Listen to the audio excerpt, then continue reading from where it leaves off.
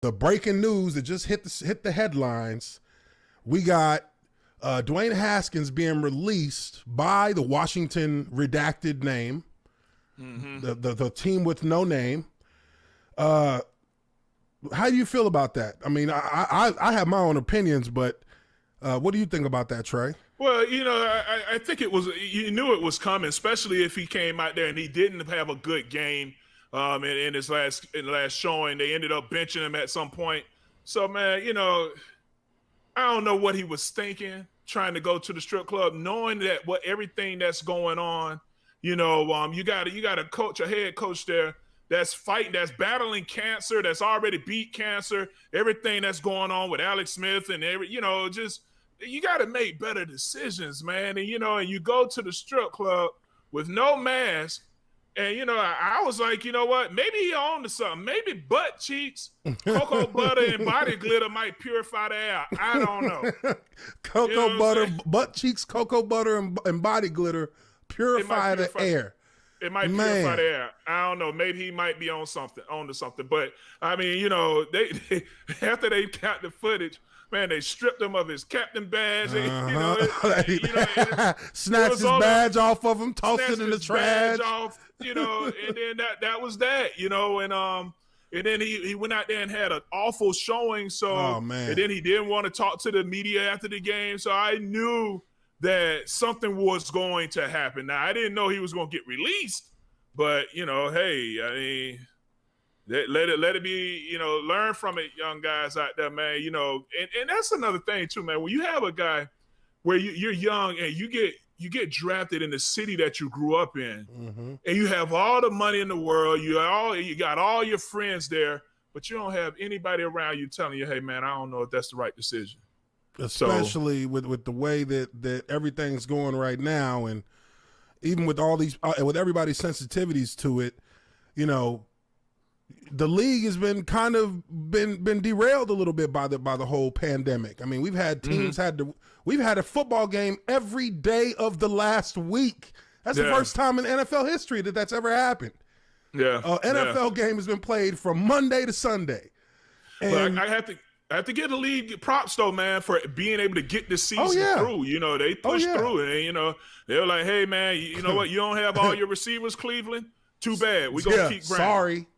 The machine don't stop. We got to get this bread because ain't no seats in the stands. We got to get them TV ratings. We got to get that revenue at least. Exactly. And, it's crazy because, with his situation, I just, I looked on Twitter, and kind of gauged people's responses. And it's crazy to me that there are people who try to look at this like, oh, it's because he's black. I'm like, hold up now. Slow down. No. It ain't because he black. It's because he suck. It's because he sucks. And that's what it boils down to, is that at the end of the day, they gave this cat multiple opportunities to show them something, to show them a reason why they should keep him. And not only did he not really show them anything worthwhile on the field, but he was making all the wrong decisions off the field. He's going to strip clubs during a pandemic when you're one of the few teams that hasn't had to sit players because of the pandemic itself. And you're in the battle for your division title, literally. Got a chance to make it to the playoffs. Got a chance to make it to the playoffs. All these things on your plate that can elevate your own career, can take you to another level, can make you a better player, can give you a better image. All these things are laid out right in front of you, and you decide you're going to bust a left and go to the strip club.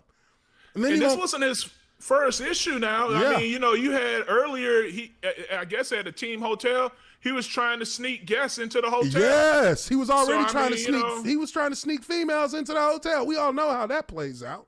Yeah, man, come on. I mean, he was just doing dumb things that were he was putting himself ahead of the team on multiple occasions. And this is and it's one thing when they feel like the season's a wash, but fate would have it that the NFC East will be the most garbage division in football, where nobody has a winning record. Therefore, everybody's still in the running, and they at the top of it. They got a defense that's playing lights out for that damn team, and keeping them in a position where we all know that they probably shouldn't be in that position to begin with, but it is what it is. That's what the NFC East is, and You put all these things considered, you decide that you're going to go ahead and go to the strip club. Probably was on like a Thursday or a Friday night.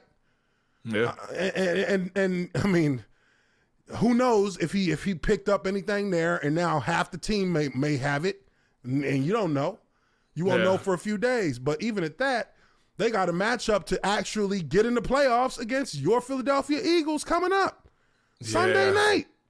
So, I mean, look, if they're willing to take they chances with who is this backup quarterback? What's his damn name? Haneke?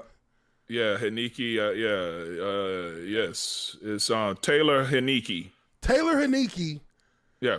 Is the player that they would rather put the division crown on his shoulders than put it on the first round pick out of Ohio State. I mean, once you get to that point, it's time to part ways. And I mean, Ron Rivera gave him every opportunity he got. Ron Rivera, like you said, the guy who just got done fighting cancer. He is the highest of highest risk with this thing. You putting the head coach's life in danger. He's directly face to face with you on the sideline. Yeah. Like, come on, dude. What other resolution could there possibly be when you're making these kind of stupid ass decisions? Yeah, no, it was definitely a stupid decision. Now, he has to try to find another home, and is he even an NFL quarterback anymore at this point? Yeah, who knows? You're probably gonna have to get somebody will take a chance on him.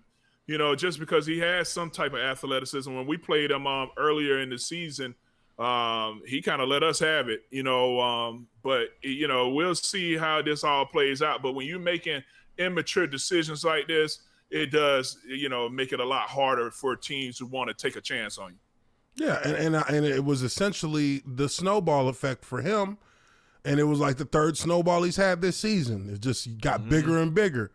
So this one is threatening to roll over the entire franchise.